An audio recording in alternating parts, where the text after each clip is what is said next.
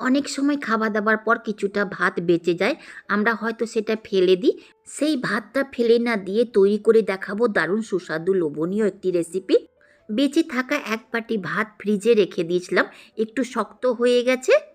এই সুস্বাদু রেসিপির জন্য ভাতটা একটু শক্তই দরকার। কড়াইকে ফুল ফ্লেমে গরম করে দিন 1 টেবিল স্পুন ঘি। আপনি এখানে সাদা তেলও দিতে পারেন, ঘি দিলে ফ্লেভারটা খুব ভালো হয়। কড়াইয়ের গায়ে ঘিকে খুব ভালো করে লাগিয়ে দেব এর মধ্যে একটা তেজপাতা, দুটো শুকনো লঙ্কা, ফাটিয়ে নেওয়া ছোট এলাচ, বড় এলাচ, এক টুকরো দারচিনি, 5টা চেরা কাঁচা লঙ্কা হালকা করে ভেজে নেব নেড়ে চেড়ে। এগুলো সব কিছু অপশনাল, আপনার যদি ইচ্ছে হয়তো দেবেন, না তো স্কিপও করতে পারেন। আমি শুধু খুব ভালো স্বাদের জন্য দিয়েছি। এবার দেব 1 টেবিল স্পুন গোটা জিরা। একে মিশিয়ে নিয়ে ভেজে নেব, কিন্তু লালচে হওয়া পর্যন্ত ভাজবো না।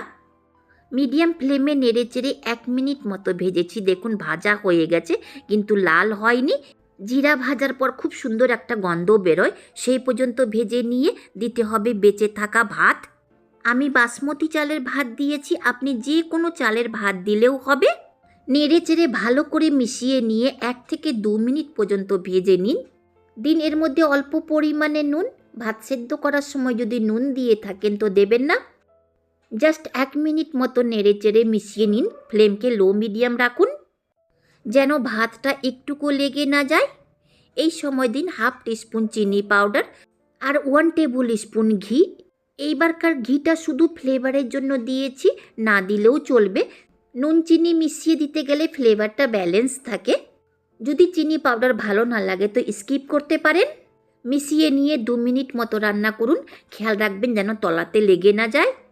তেজপাতার সম্পূর্ণ ফ্লেভার ভাতে মিশে গেছে, এবার বের করে দিন 1 মুঠো উপর থেকে কুচনো ধনে পাতা। একে কোনো রকমের রান্না করার দরকার নেই, শুধু মিশিয়ে দিলেই হবে।